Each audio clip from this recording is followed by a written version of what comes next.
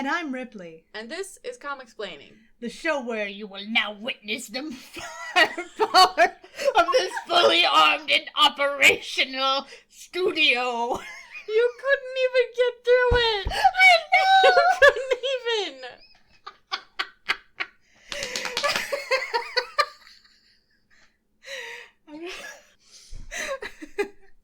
So, as that very good Emperor Palpatine impression may have led you to understand, we have finally fixed the problems with our recording setup that have been going on for the past few weeks. Hopefully. For now.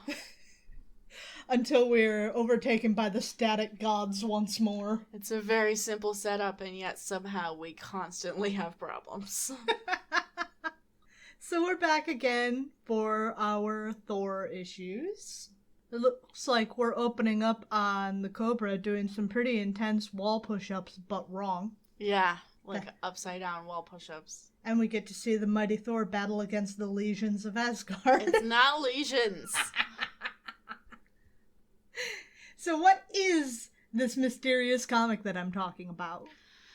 Well, it's Journey into Mystery number 110 from September of 1964, written by Stan Lee, penciled by Jack Kirby, inks by Chick Stone, and letters by Artie Simek. Nice. So we open on Thor hanging off of the side of a building, I guess? It feels like he's more hanging off the top of a building, but... Yeah, I mean the side at the top. He looks very surly. He is extremely surly because he senses an aura of evil over the city, but he doesn't know where it's coming from or what it is. Gasp. I guess that's something Thor can do. He just senses bad vibes. His Thor senses are tingling. Yeah, pretty much. He feels like something bad is about to happen, but he doesn't know what, so he just decides that he's not going to figure it out just by hanging around, so he decides to go off and go back to work. Meanwhile, in an alley, Loki's here. How did you get back here, and why the fuck does Dad not have a better eye on you by now? Well, I guess Loki is out of grounding now. He's done with it. Until Dad sends another guy to pick him up with a cloud. Yeah, pretty Yell much. at him.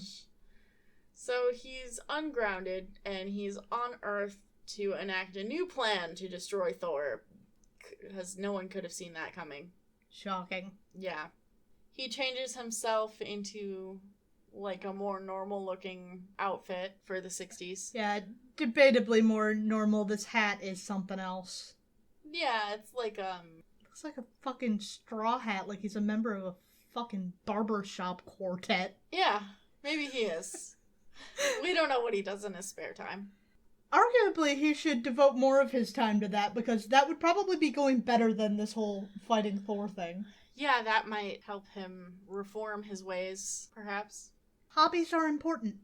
In order to enact his new plan to fight Thor, he goes to a police station. He's gonna turn himself in? That's a bold start. Actually, he goes there to pay the bail for Cobra and Mr. Hyde. And the bail bondsman, is that what it's called? I think bail bondsmen are the people who provide the bail. I think this is just like the police clerk or something. Yeah, the police guy who has like 5 chins. He's allowed to have as many chins as he wants. Yeah. So he's surprised by this because the judge really did not want the Cobra and Mr. Hyde back on the street, so he set their bail at $500,000. $500,000 1960s dollars. Right. And Loki says, "Release them. I have the cash right here." And I say, where the fuck did Loki get $500,000? Loki's old. Loki's probably been stashing shit. He goes to Earth all the time. He's probably just been stashing shit every time he goes. Well, I mean, see the Loki show where he was D.B. Cooper.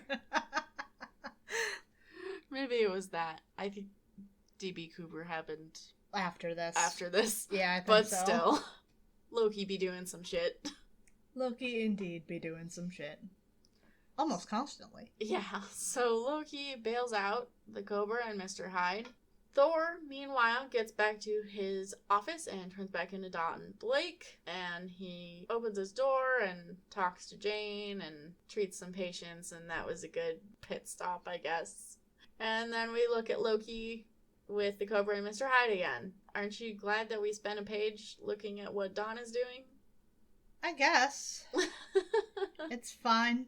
Yeah, it's fine.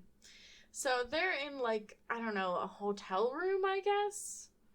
Like, talking, and Mr. Hyde and the Cobra are like, who the fuck are you? Why did you pay that much money to get us out of jail? What the fuck do you want? What is going on? And Loki's like, well, I guess I could just let you guys know since I have no reason to conceal it. And I don't even know how to describe this. He turns back to, like, his normal self, but, like... Except it looks like he's wearing a fur bathing suit bottom. A fur loincloth. And Loki, but only wearing a fur loincloth and horns. But he's like, he's trying to intimidate them, so he's like kind of creepy and malevolent looking, more so than usual, and he's got monsters behind him. I like this little pink guy a lot. Arguably, I think a fur loincloth is very malevolent. Yeah. I think he could pull it off, though. No. No? No. I don't think anybody can pull that off. Okay. Furs are meant to keep you warm, right? But you're wearing nothing but a fur bottom, so, like, there's some bad energy coming off of that. Well, Cobra falls down on the floor because he's so freaked out by this. Yeah, he's understandably. He's not one who's the most hale and hearty and brave. He's not very brave. Loki intimidates them and says he's much stronger than either of them, so don't try any shit. And you guys are both gonna work for me now, because we all want to take down Thor. And he doubles their power so that they can fight Thor, because he surmises that the two of them with double the power should be strong enough to take out Thor. And then the Cobra and Mr. Hyde are so excited to do this that they just Kool-Aid Man through the wall. Up in the air. In the air on, like, the 5th floor or something. Just, like, Mr. Hyde doesn't know how to use doors, I guess. So they get back down to the ground, and Hyde demonstrates his new strength by running into the path of a cab and, like, stopping it full force. Which is... not how things work. No. It should be... if he's slowing it down, he should be being pushed back. If he's not slowing it down, it should be crumpling around him or crumpling him. Yeah. Because that's just not how physics work.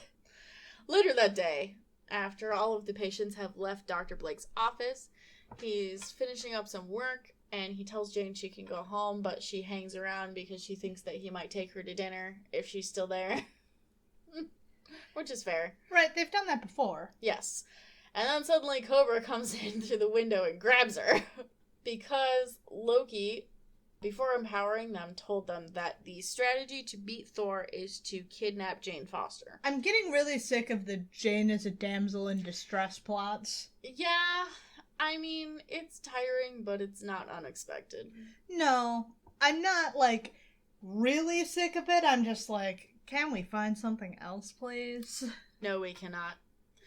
Loki told them that the way to defeat Thor is to kidnap Jane Foster, but he did not tell them why, and he didn't tell them...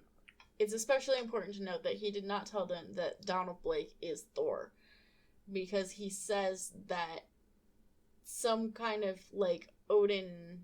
Because they were too stupid to fucking figure it out when he kept running away and coming back. Yeah. I guess Odin, like, put out some kind of edict or something, but no one can reveal that or what the fuck ever. When did that happen? I don't... off screen. Would have been nice to see that. Yeah. So, Loki can't or won't tell them, I guess. But, whatever. They go kidnap Jane. And Donna's like, those fucking idiots. I literally could just turn into Thor and go after them, at which he does. Immediately.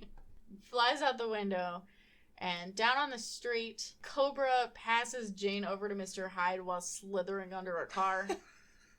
to get away from Thor. There's a problem with this, though. I mean, you think the man's not strong enough to pick up a car? Oh, he definitely is. Easily.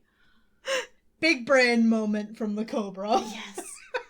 Well, he throws Jane to Mr. Hyde, and then Mr. Hyde takes her hostage, and he basically does, like, the hostage thing. Like, if you make a move towards me, I'm gonna hurt her somehow.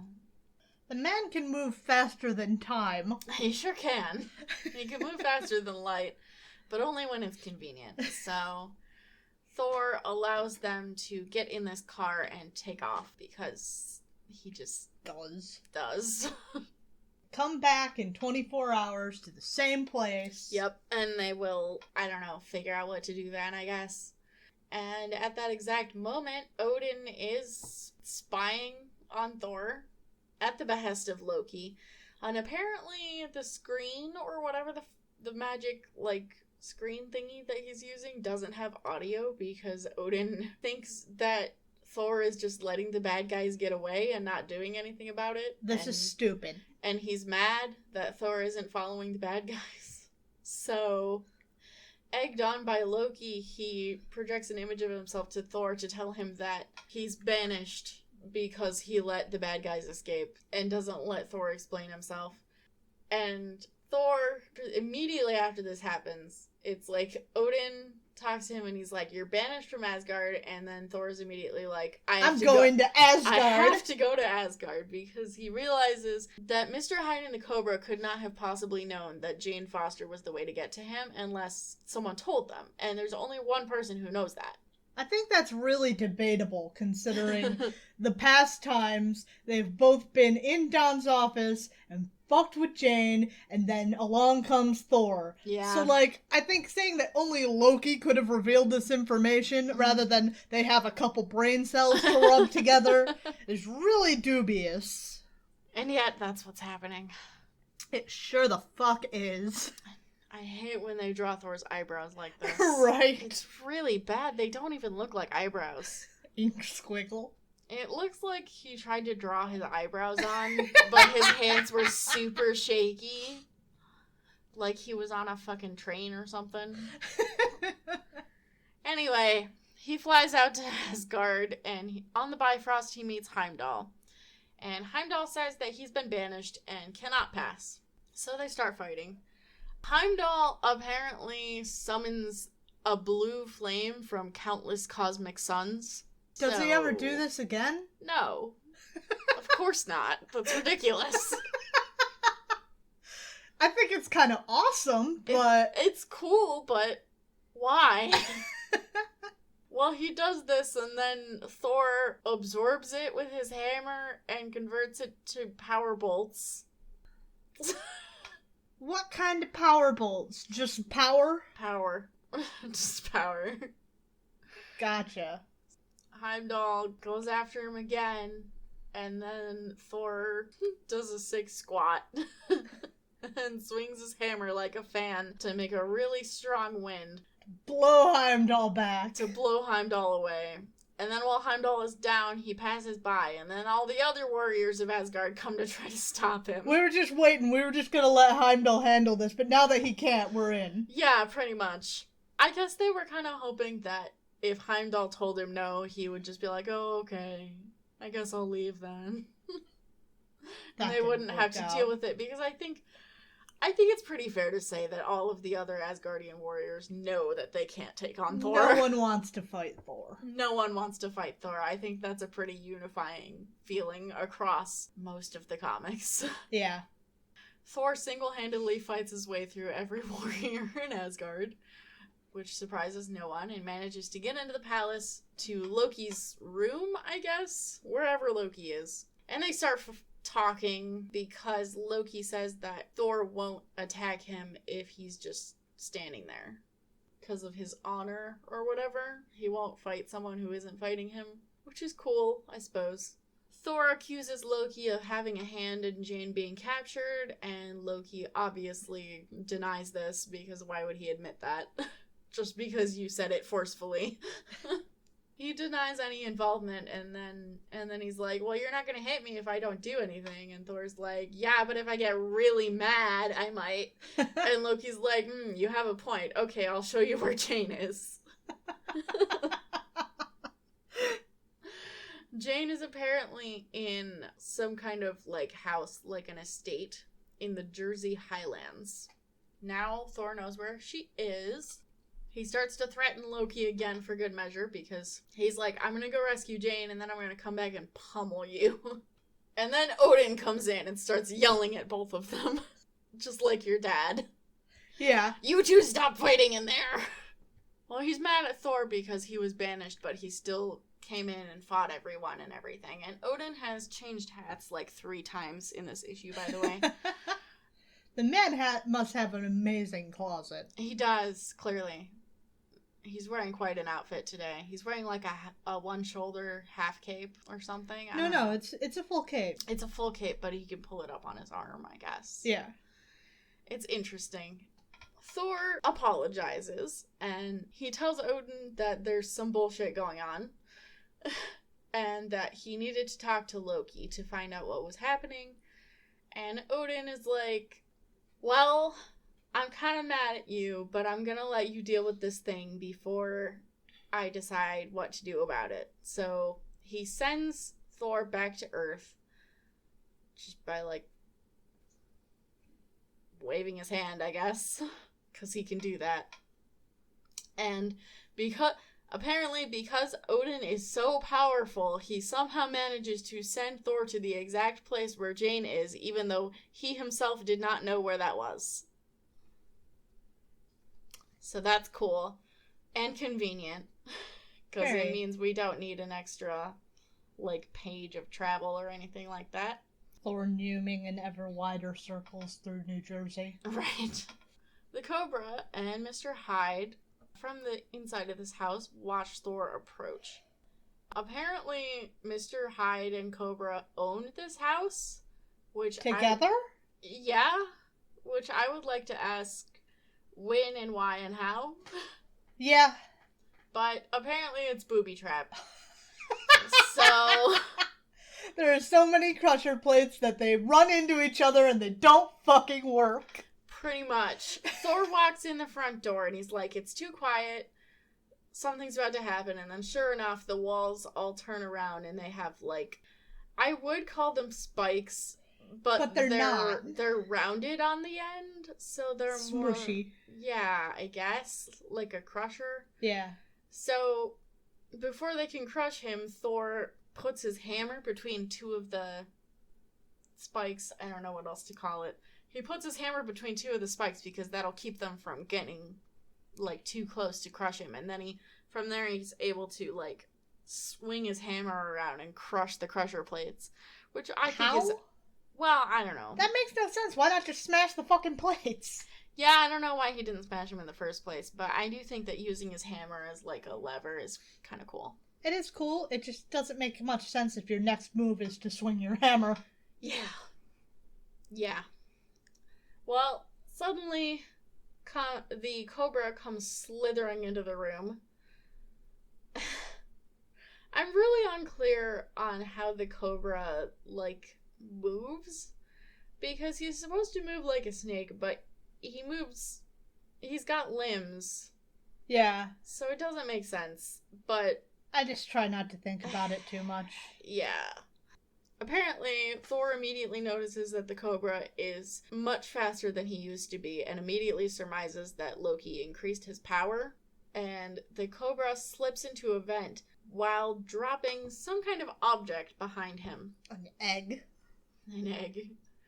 It's not an egg, it's a tear gas grenade. It was an egg? Yeah, it's tear gas, which is cool. And then after the tear gas goes off, Hyde comes in wearing a gas mask and starts attacking Thor. Thor's got, like, his cape up over his face to protect him from the tear gas, which I'm not sure that would be 100% effective, but not 100%. He might help some. Yeah, but he's a god, so I guess he'll be fine. Yeah. So Hyde starts attacking him, and because of the fumes, he can't, like, see anything, so he's just kind of flailing wildly, and he ends up grabbing some kind of electrical grate which causes some wires to short out and makes an explosion with the tear gas, which I don't know if tear gas explodes like that. Some of it can catch fire. I don't know if it explodes. I'll put this as maybe plausible. Maybe. Well, it causes a big fucking explosion. And this is going to have consequences later. This action will have consequences. It will indeed. So the explosion throws Hyde away, but he is able to recover. Thanks to his gas mask, he, avoided the fumes. It doesn't say how he survived the explosion.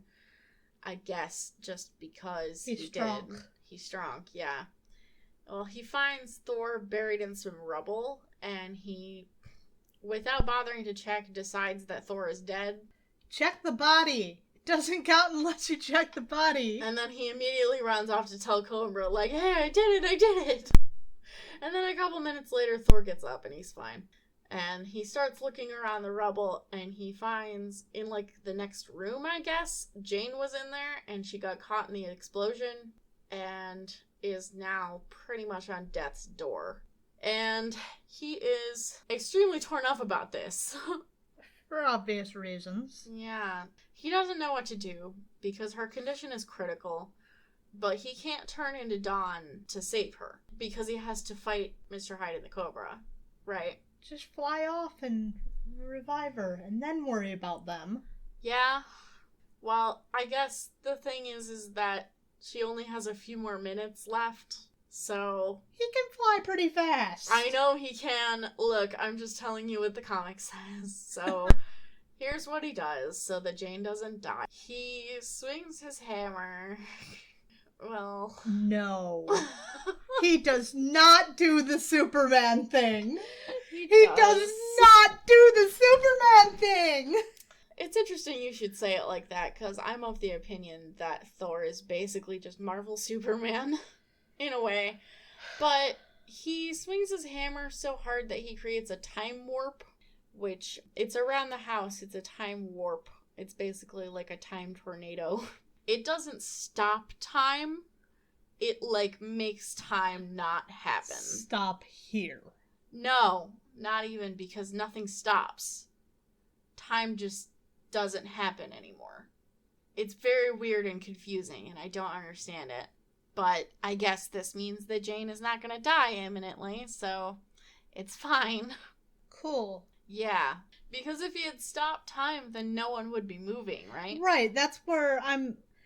Because he's moving, and I could even get all over that, but we hear calls from both Cobra and Mr. Hyde that prove that they are also moving, so Yes. This is just the hammer swing of Jane no die. Pretty much. It doesn't seem to have any other effect on fucking anything. I don't understand. The Superman thing would actually have been better. Yeah. Yeah. Well, that's the end of the main issue. So we move on to Tales of Asgard, the defeat of Odin. I haven't been reading the credits for the Tales of Asgard segments. Maybe I should start because I just noticed that it has a different anchor. So this Tales of Asgard is written by Stan Lee, sketched by Jack Kirby, inked by Vince Colletta, and lettered by Artie Simek. So is this Odin in this all-green getup? Yes. That's a look. So, Odin and Thor are leading the warriors of Asgard into battle. This is sometime in the past, by the way. Right. As most of these Tales of Asgard tend to be. They're leading the warriors into battle. There's some exposition about who they're fighting, but it doesn't really matter. Basically, there was an evil dude, and then he died, and his son took over, so they're going to fight the evil dude's son. There's a rebellion against Odin or something. I don't know. It doesn't matter. So they're going to fight these guys. And they get to this place called the Boiling Plain, which is just a blasted land full of geysers. Volcanic bullshit. Yeah, volcanic geysers or something like that. And, the two armies are kind of staring each other off from opposite sides of this place. So the bad guy that they're facing, his name is Rivak. He is kind of freaking out. He's never gone to war before, and he's going to war against fucking Odin. And he's like, I don't know if I can deal with this. And all of his soldiers are totally picking up on that vibe. Well, Odin says that if Rivak thinks that the boiling plane is going to stop him, he's got another thing coming. So he just sends his soldiers straight across the volcanic geysers, galloping full force. And they all go out to meet each other, but suddenly all the geysers start going off. What are the odds of that? Yeah. And the Asgardians are having some issues because they're all on horses. Yeah. And, like, the Asgardians themselves would probably be fine with all the fire and whatnot, but the horses are not. Horses don't like fire. They do not. They don't like fire or explosions, from what I know. Horses don't like a lot of things. It's true. Odin, seeing that everyone is having so much trouble, decides for maybe the first time ever to call a retreat. And everyone retreats, and Rivak, he thinks he's won or something, but he's all confident now, and he thinks he's big shit. And as the warriors of Asgard are going back home, Thor asks him, why did we go there and then run away? Because he's like, you could have made the geysers stop going off at any moment. And Odin basically says he did it that way on purpose to make Rivak more confident, because there always has to be someone who's rebellious, and that makes people stronger, I guess. Sure. Yeah, yes. Not really, I guess. Yeah. Yeah, so that one wasn't very good. A lot of these tales of Asgard are really weird. Yes. Yeah. I do appreciate them to some degree, but it's just like, hey, here's this thing that happened. Yeah, a lot of them are really weird. I think later on they will get better. Yeah. Odin just did this weird thing one time. One time he made everybody try to kill Baldur even though he didn't want Baldur to die. Well, like 80% of the ones that we've read so far have just been Stan going, hey, look how cool Odin is. And making up some bullshit. I liked that one where the Norn lady's like, hey, help me kill Baldur. The Norn Queen. That's right. She has a name later. Oh, cool. Which is exciting. I don't recall her having a name in that, though. She did not. Okay. That one was good. Yeah. I like Baldur. I know. Well, Baldur's in the next one. Yay! So, actually, Disney Princess Baldur. Yeah. Oh, yes, we have a Thor pinup at the end. And we also have a sample of apparently Thor's canonical writing style, which is very flowy and circular. Yeah.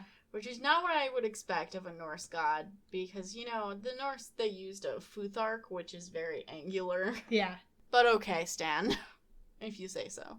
I don't know, I kind of like it. And this is the first Thor issue where we have letters. Were there any good ones? I did not read them. Okay. So I don't care. All right. So I really like the cover on this one. They themselves acknowledge that this cover's too beautiful to spoil with captions. Yeah, I was gonna say this cover is actually really nice looking. Yeah. It's very stylistic, and yes, they're right. It is very beautiful, and they should not put words on it, and I'm glad that they didn't. Yes. So, Journey into Mystery number 111 from October of 1964, written by Stan Lee, penciled by Jack Kirby, inked by Chick Stone, and lettered by Artie Simek. So we pick off where we left off. Jane is about a couple minutes away from dying. They're in a time warp, whatever the fuck that means. Mr. Hyde and the Cobra bust into the room to renew their attack on Thor because Cobra bought Hyde out to see that Thor was dead, and then Cobra was like, he's not fucking here, you dumbass. Why did you walk away from the body without checking it? So they start fighting again. Cobra is a lot more confident now that his power is increased, but he still doesn't really want to take Thor on head on because his strength isn't really in strength. He's more like agility and speed and stuff. Sneaky. Yeah. So he tells Hyde to go fight Thor. Mr. Hyde and Thor start grappling a little bit, and Thor, he's being a little bit braggadocious, but internally, he's actually kind of having some problems. He wasn't expecting them to be this strong. So he's able to buy himself some time by doing the fan thing again, swinging his hammer around to make a bunch of wind. I'll try spinning. That's a good trick. Spinning is always a good trick in a Thor comic. So he blows them away, and then he picks up Jane, and he has to get her somewhere safe so that he can fight these dudes. And then suddenly, floor tentacles. Why did you build floor tentacles into your, I don't know, These guys... crime husband house? I'm so glad you picked up on the gay vibes of them having an evil lair together. I was about to say they use the same interior designer as Chuck. Because they just have floor tentacles. There's just tentacles places. Just tentacles. The tentacles try to wrap themselves around Thor, but he's able to bust them off of him because he's very strong. And he opens the door into a room that appears empty, but before he goes in, he throws his hammer in, because this place is, like, riddled with traps. And sure enough, his hammer activates some kind of laser tripwire, which sends, like, a cement slab slamming down into the middle of the room. Which it's a good thing that he figured that there was something there, because he probably would have been fine, but Jane definitely would not have. Yeah. And now that the slab's fallen, this makes him need bed. Yeah. Well, he doesn't put her on the bed. Oh my god, why would you not? I don't know. I was expecting him to as well, and I was surprised that he didn't. But she goes on the floor.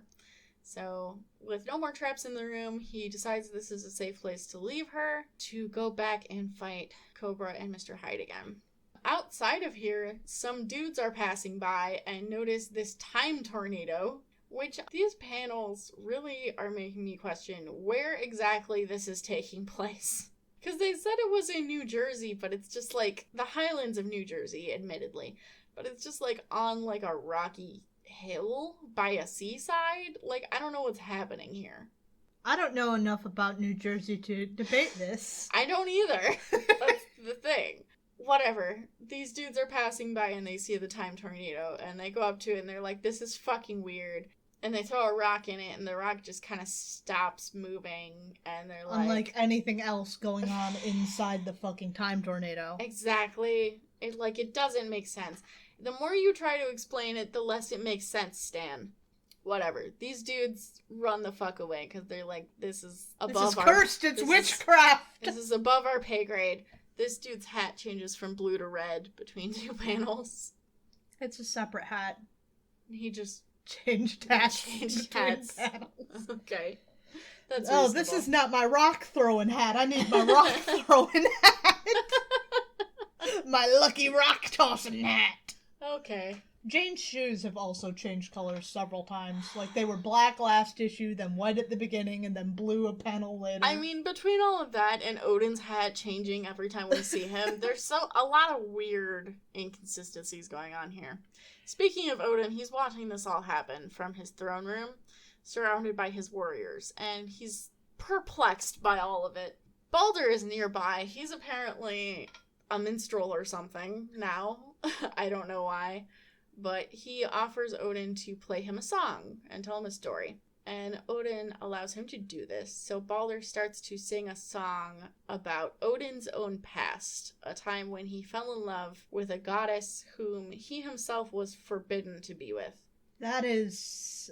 Yeah. some hair. She's got a look. She's gotta be rivaling Medusa for the hair game here. Oh, it's a lot. It's a lot, for sure. So, this... Some Padme Amidala shit. Yeah, for real. Seriously, for real. So, Odin, in his youth, was in love with this lady, and they were forbidden to be together, I guess, by his father? And he learned nothing from this experience. Yeah, he learned nothing from this. So, I guess, by telling him this, Balder is kind of trying to, soften him up. Because he's like, Thor is my friend and I want him to be happy. You know? Yeah. Well, knowing that this is going on, Loki bursts into the room. It's like, this is a shit song! Play Freebird! Shut up! Loki accuses Balder of trying to trick Odin by softening him up towards the Earth Girl, which is exactly what he was doing. And back on Earth, Thor goes out to fight the bad guys once again, now that he's decided that Jane is safe. There's Mr. Hyde crunches a table into pieces. He sure does. Well, he wants to take the leg off the table to use it as, like, a club. And Cobra's like, what are you doing? We bought that at IKEA last week. We'll go back and steal another one because we're evil. Yeah, pretty much. Thor really hates these guys. He vows to crush both of them. They hurt his girl. Yeah, exactly. So as Mr. Hyde and the Cobra are going to go after him, they kind of have a little bit of a disagreement about which of them is going to hit Thor. Like, Mr. Hyde is winding up to hit Thor with this table leg, and Cobra's like, no, I want to hit him. I hate him more than you. Cobra's been a big weenie up until this point. Yeah, well, he got a little bit of extra power, and now he's feeling his oats, so. And Mr. Hyde disagrees with this, so they start fighting, and Hyde, like, wraps his legs around Hyde's head and, like, tosses him into a wall. He tosses him at Thor, actually, and Thor just punches him back. Like, you set him up and knock him down. It's actually a very funny sequence. And then Cobra uses his gadgets to shoot his Cobra's bite, or sting, or what the fuck ever he calls it, at Thor, and Thor, he spins again. I'll try spinning. He tries spinning, and he deflects it. And Cobra's like, oh fuck, now I have to dodge my own projectile. This was a bad plan. This was bad plan. I shouldn't have tried to fight Thor. Why did I do this? Why didn't I just let Mr. Hyde hit him? I mean, people should know that if you throw things at Thor, he's just gonna spin and knock it away. You would think. They've fought him several times. He does this every time. So, Cobra dodges into a nearby vent, which is his only contingency plan. Because these projectiles that he shot at Thor, they explode, and also they're filled with... more gas. Well, they're filled with poison, which is completely incurable, apparently. We're back on poison, are we? Well, he's snake-themed. That is his thing. Yeah. So these things go off as Hyde regains himself and starts once again tussling up close with Thor.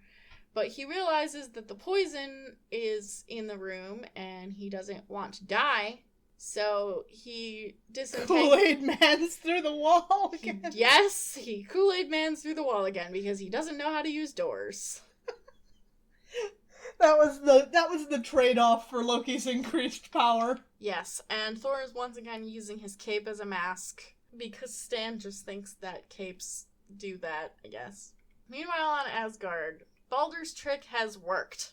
Odin is feeling some sympathy for his son for the first time fucking ever.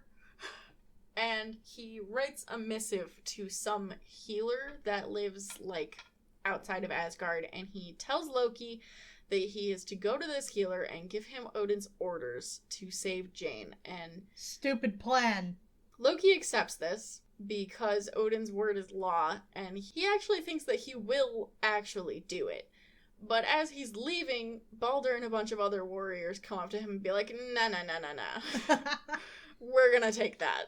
And you're gonna stay here. So Baldur takes Odin's missive and rides out to go meet this healer, while Loki stays at the castle under the watchful eye of the other warriors.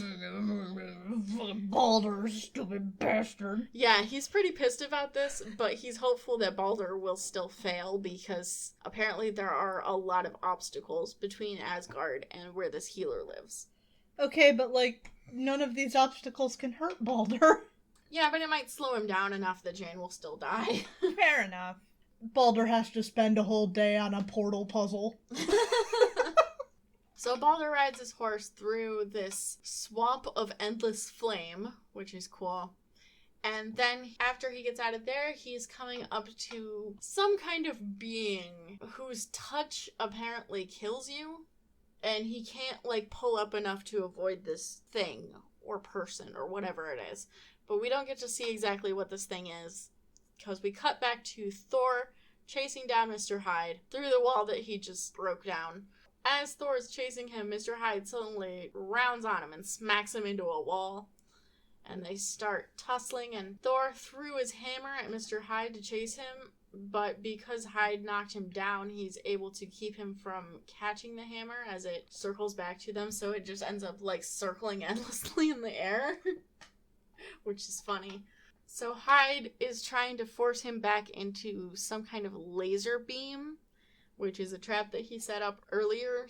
But Thor realizes it's there and is able to flip Hyde back into the laser beam, which is some kind of like force beam or whatever. Well, it throws Hyde for a loop, and Thor is able to get up and catch his hammer. He turns to stiff, and so Thor just props him up against the wall. Yeah. Yes, he does do that. So Mr. Hyde is down for the count. He's out of this fight. He just props him up T-posed. Yeah, pretty much. Thor now has to deal with the Cobra, but first he thinks he's gonna check out this beam that came out of the wall. So he uses his hammer to crunch up the wall and then looks at the electronics, and apparently being friends with Iron Man has turned him into an electrical engineer. Because he's able to completely rewire and modify this machine. Knowledge via osmosis. Apparently. Or has Iron Man just been delivering fucking seminars to the Avengers? Like once a week? I mean, that wouldn't be a bad thing to do.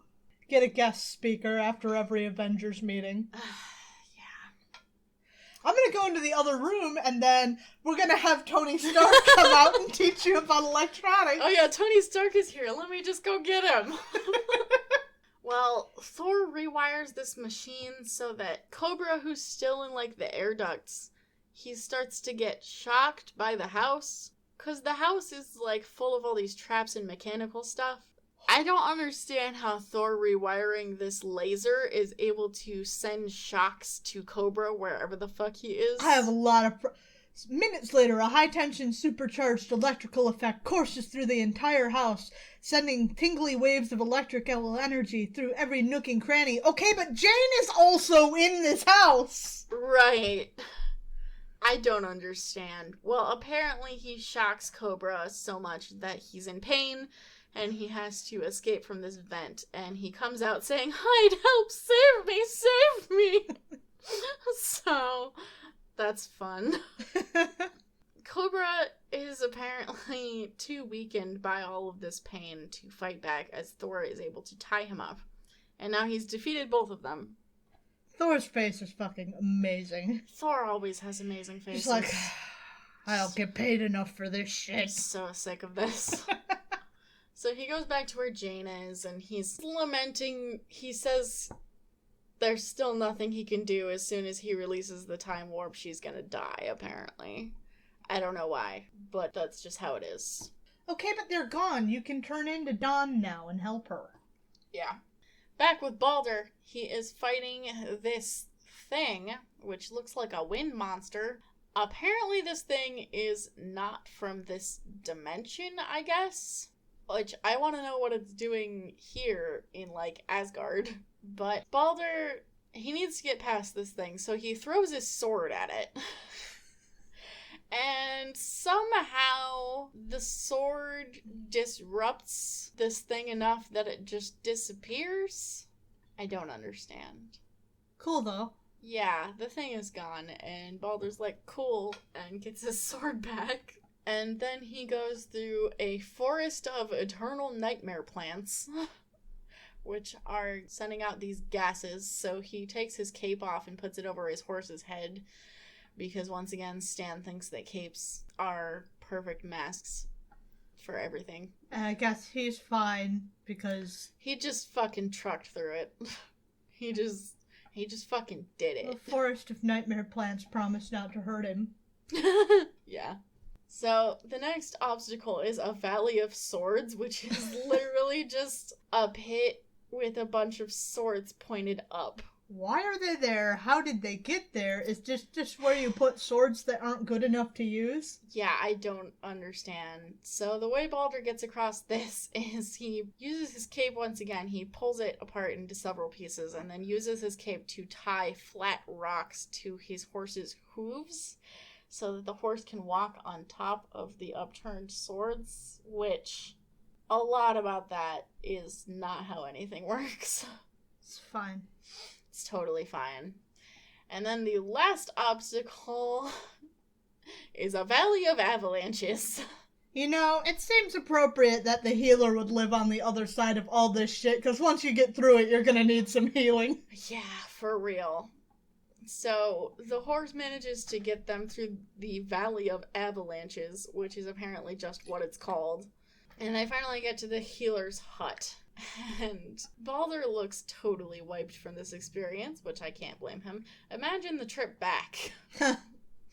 So... Hey, I'm just gonna crash here for a while, Hardall. Is that all good with you? Yeah. So he gives Hardall the healer Odin's missive. And back on Earth, Thor is coming to the conclusion that he's just going to have to release the time warp and then immediately turn into Don Blake and try to do whatever he can to save Jane. But just as he's doing this, suddenly Balder's sword drops from the ceiling, and it has a potion attached to it with a note. So he takes this off of the sword and he reads the note. And he sees that it's from Balder and that it's medicine for Jane. It's like, Dad said it's fine. Yep, Dad said it's cool. Your girlfriend can live. And he's so excited about this. He runs back to Jane and administers the potion, and the sword just, like, hovers back to Balder, I guess. Who is on the Bifrost now. Jane wakes up, none the worse for wear. She's a little bit dazed, but she's happy nonetheless, and she feels like she just woke up from a nightmare. So Thor puts her to sleep, because he does that sometimes. And then he just takes her out of there and takes her home. And it's all good. Okay. Oh, Stan says that we don't have to be an immortal to enjoy these tales, so that's good. Ah, that's nice of him. Tales of Asgard, The Secret of Sigurd. Okay. So this one is pretty much the same as the last one, written by Stan Lee, penciled by Jack Kirby, inked by Vince Colletta, and lettered by Artie Simek. So we have a trio. We have Thor, Loki, and Balder, who are traveling on some kind of outing. Road trip. So, yeah, like a road trip, pretty much. And they come across this dude named Sigurd. It's worth noting that this is not the same Sigurd who appears in Loki comics later. Okay. So... Because I was going to say I've heard that name before. Yes, you've probably heard it from me many times. Yes. Yes. Not the same dude. Okay. The secret of some other dude named Sigurd. Yes. So this dude Sigurd, he accosts them as they're traveling. He says, "You can't go through here, this forest is mine." And he challenges them to a fight. Thor isn't really having it, but Loki kind of eggs him on a little bit. Because he's like, "No one's a match for you, Thor." And Thor's like, "Yeah, but I don't really want to, like, fight people for no reason." And then Sigurd starts... And Balder's like me. He's like, I've heard about Sigurd somewhere. Don't know anything about him. Yeah, I don't remember. I feel you, B. Yup. And Sigurd kind of goads him on a little bit more. And then finally, after Sigurd, I guess, lays down a devastating Yo Mama joke, Thor decides to fight him. He suffers from Marty McFly syndrome. Nobody calls me chicken. Pretty much. Loki's kind of happy about this, and Balder's wondering why. So Thor goes to fight Sigurd and easily smashes his war club with his hammer and knocks him onto the ground.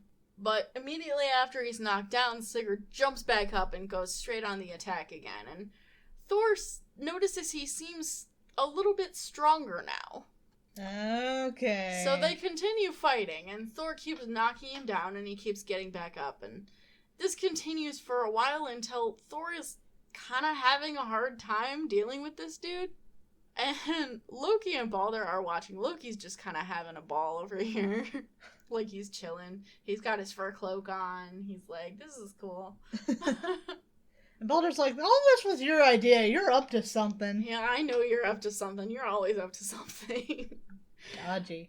Balder suddenly remembers where he heard Sigurd's name, and he knows what Sigurd's secret power is. So apparently Sigurd is the son of the earth sprites, and each time his body strikes the ground, they give it new and greater strength, which is dumb. Basically, anytime he's touching the ground, he's being given more strength. And he's like, haha, you guys can't beat me because you'll never get me to not touch the ground. So Thor goes up to him and shoves his hammer straight up through this dude's belt. Awkward. And then I'm sorry, this is so fucking funny. Looks like Team Rocket's blasting off again! So using his hammer shoved through this dude's belt, he picks him up and he winds back and he yeet! Just blasts him off into fucking space. He'll be back to steal Pikachu. Yes. Essentially. So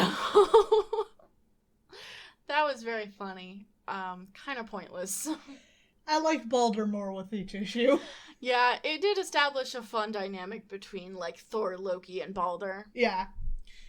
So, that was good. What would you rate those 2 issues? 3. The time nonsense was stupid, but it was enjoyable enough, and also bonus points for Balder. Yeah. Balder the bonus point. Yes. What about you? I give it 1 time warp out of 10. Oof. Well, maybe 3 time warps. Out of 10. Yeah. Ouch. Alright, well, I think it's fairly obvious what we're going to talk about this episode. The finale of Loki came out. I can't even make the Loki came out joke, because Loki did come out. Yeah. I have opinions. First of all, I don't like that we apparently have canon-accurate self-cest. Very not into that. I don't understand why Loki and Sylvie had to be a romantic thing. I don't like it. I don't want it. I know you said several times that you thought that it was saying that is not where it was going, but that is never where it was reading to me. Well, I was kind of in denial about it the whole time, because I was really hoping, really hoping that they weren't going to do it. But then they fucking did it. I was kind of thinking that might be the case, because I'm sitting here like, I don't know about all this shit you're saying. No, this is proof that it's not romantic. And I'm like, I don't know about that. No, I was like, hope springs eternal, okay? I was convincing myself that it wasn't going to happen, even though it was super obvious. But, I didn't want to bring you down, man. Yeah. It did happen. I should say, I did not like the finale. In fact, I hated it, and I hated it so much that it made me not like the rest of the show. And the reason why I hate it is more than just because of the self-cest, although the self-cest is definitely a factor. Our first time talking about Loki, I mentioned how they put Loki's sex as fluid on his, intake sheet, papers. Pretty much. And I was kind of hoping that if they were going to do that, they were going to do it well, and I am sad to report they did not.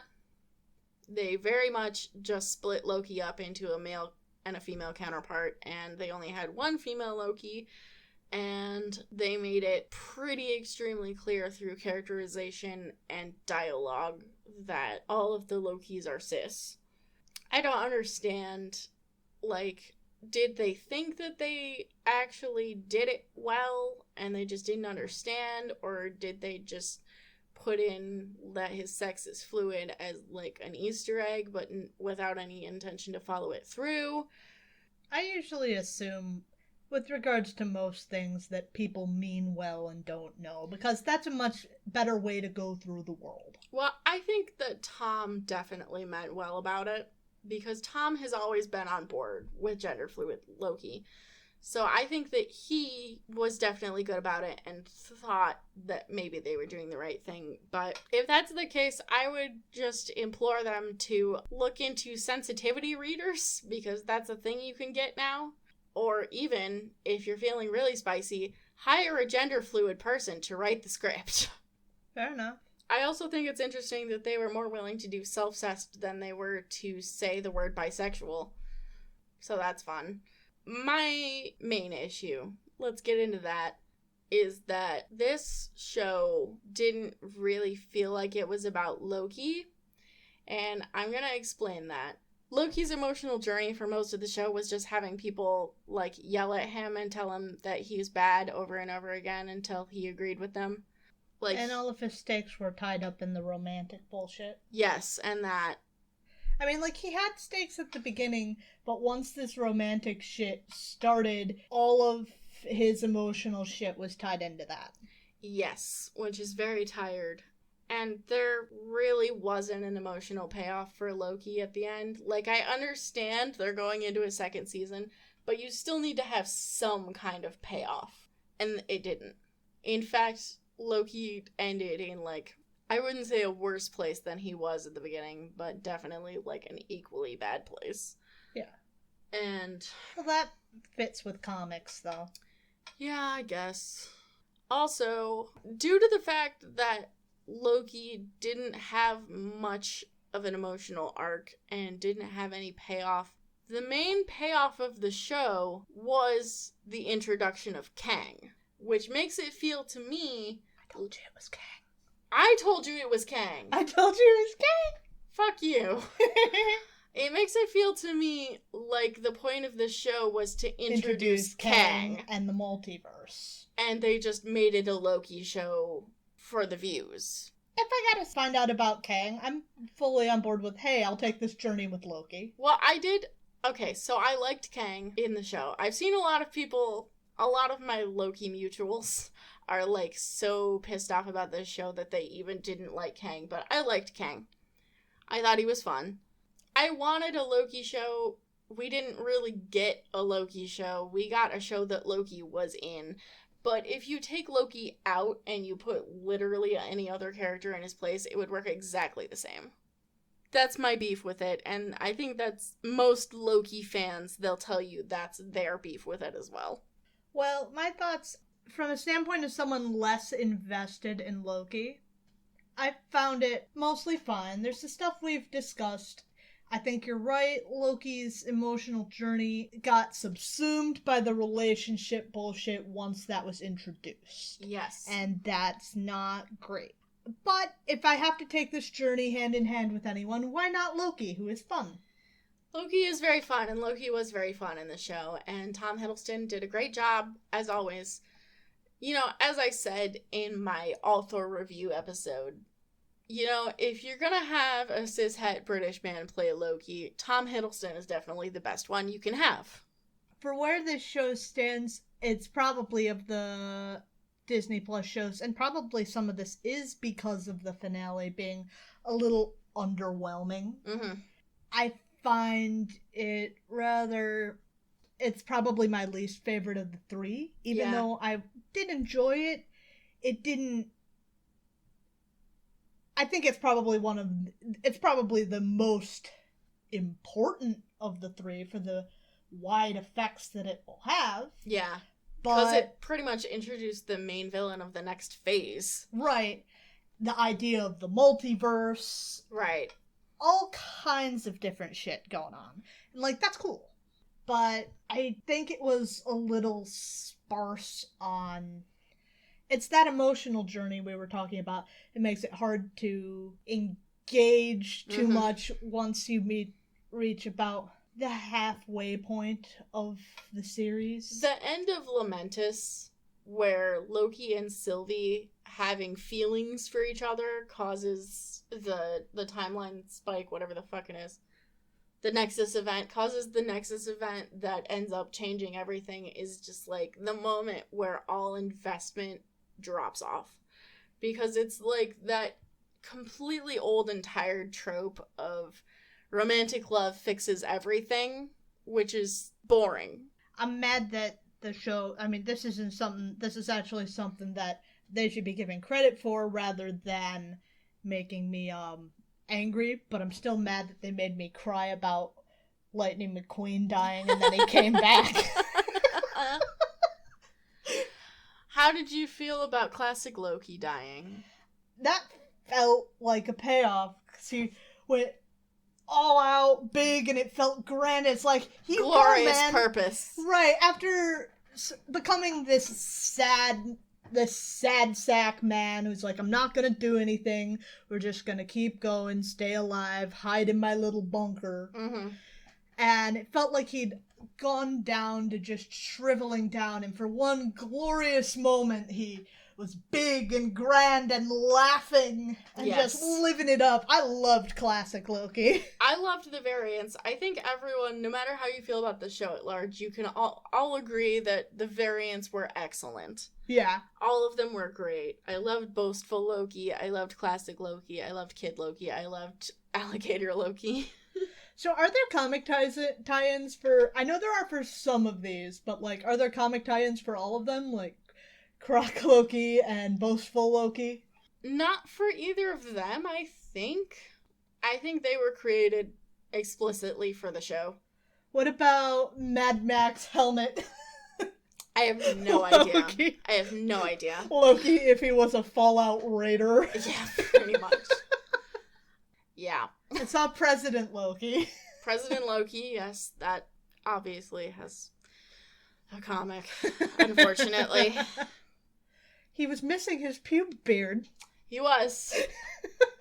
We can thank God for that. But yeah, that's most of what I felt about Loki. I agree that around the midpoint of the season it went downhill, and it wasn't only the romantic love thing. I think once the TVA became less cohesive, they became less of a threat. Sure, for sure. That makes it slows up the pace of it in any compelling way. Where it's like the TVA is this all big thing, but like episode 4 or 5, they just kind of completely disintegrate and stop being useful for anything. And we turn back to those plots, which for me, that was one of the things I was really interested in, what was going on with the TVA. But then the TVA just kind of happen, but they're not interesting or make sense as a dynamic. Because it's just like Lightning McQueen and Ravonna running around, and also the other hunter girl. B-15. Yeah, B-15. Like, I don't understand what Ravonna's entire thing was, honestly. Right, and she just left, so like, where the fuck is she? I don't know if they're gonna explore it more in season 2, because it seemed like Ravonna was just, like, doing shit for the sake of doing it, you know? Yeah. Well, hopefully we will get a little bit more of that in season 2, because I want to know what the fuck that was all about. Yeah. I think my final point, not to go back to the idea that this wasn't a Loki show, it was, like, to introduce Kang in the TVA show, but I think it's kind of telling that they made a Loki show and they didn't actually adapt any Loki comics. Like, WandaVision was adapted from Scarlet Witch comics and Vision comics. Right. Falcon and Winter Soldier was adapted from comics. Loki was not adapted from any Loki comics. They had references to Loki comics sprinkled in as if to appease the Loki fans, but they didn't actually do anything with it, which is the most annoying thing for me, because the reason I tune into a Loki show is because I like Loki in the comics and I want to see them adapt it. Like, you're making adaptations, okay? This is the first time I feel like they've really just, like, abandoned the concept of doing an adaptation of the comics. It's very disappointing to me. Because there are some really good Loki comics, and if they would just actually commit to adapting them, they could have some really good shows on their hands. So what percentage ranking would you give season 1 of Loki? Not to put you on the spot or anything. 50%, because I enjoyed it for about the first 3 episodes. I'm gonna be a little more generous than that and give it around a 70, C-. Needs improvement. Definitely needs improvement. But there were enough solid things there and enough things I enjoyed that make me want to come back and see if we can do a little better in season 2. I really enjoyed the subtle call out for the Russos that classic Loki did when he said daggers are useless in the face of a Loki's magic, because he's fucking right. Loki should use magic more often. Looking forward to seeing Lightning McQueen was probably my favorite character in this whole goddamn show. Looking forward to more of Lightning McQueen. You like Owen Wilson.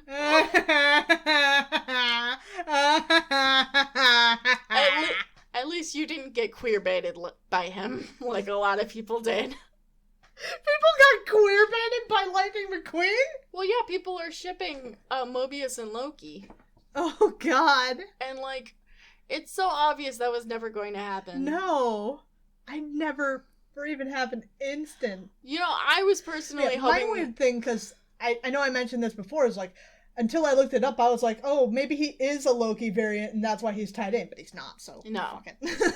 So I was really hoping that there wasn't going to be any romance, to be honest, but I should have known better, because amatonormativity is a hell of a bitch. But yeah, people ship Mobius and Loki, and like, I can see why. I think there's definitely...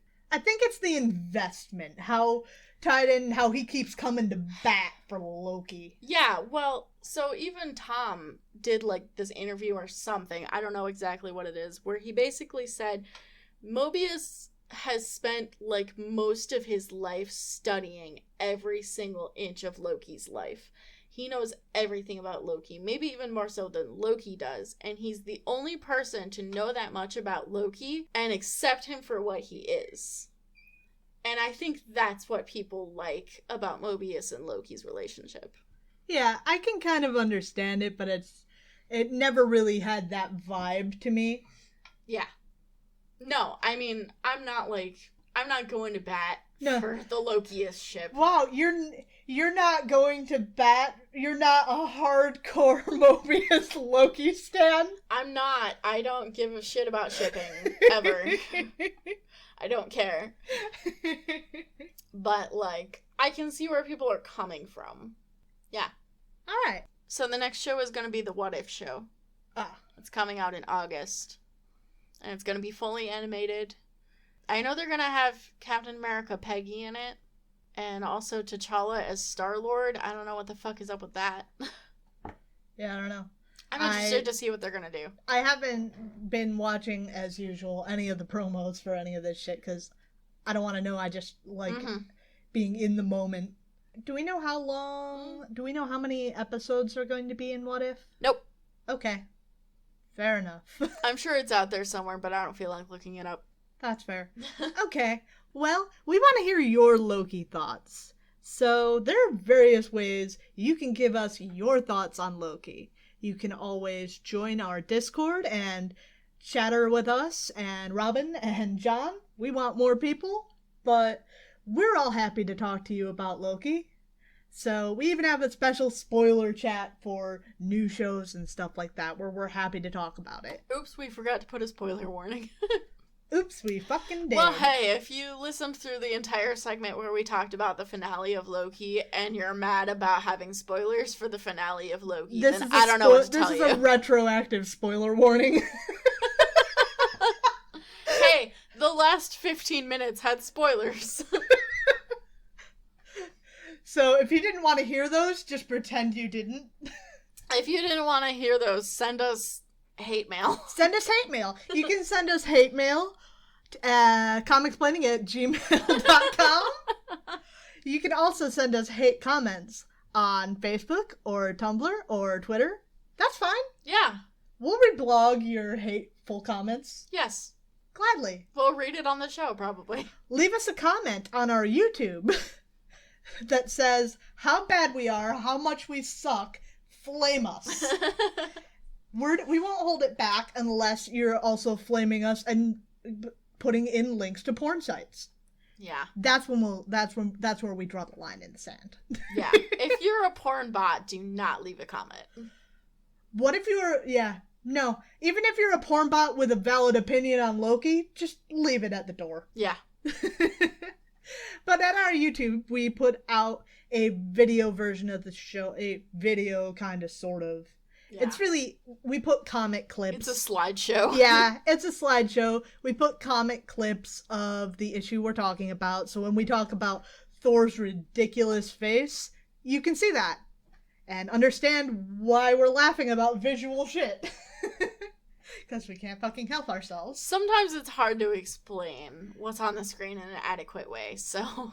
But it still warrants reaction. Yes.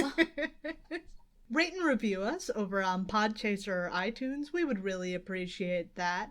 Nobody listens to us on iTunes, so you should make it so they want to. Please. Please. Please review us on iTunes. Please no Steppy. If you would like to support the show, you could always consider donating to our Patreon. We put out outtakes and we put out outtakes over there right now, and the show comes out a day early over on Patreon.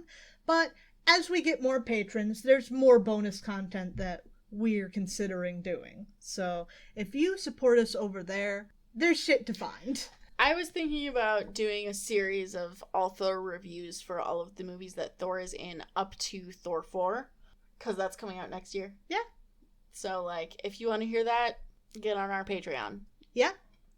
All kinds of stuff like that.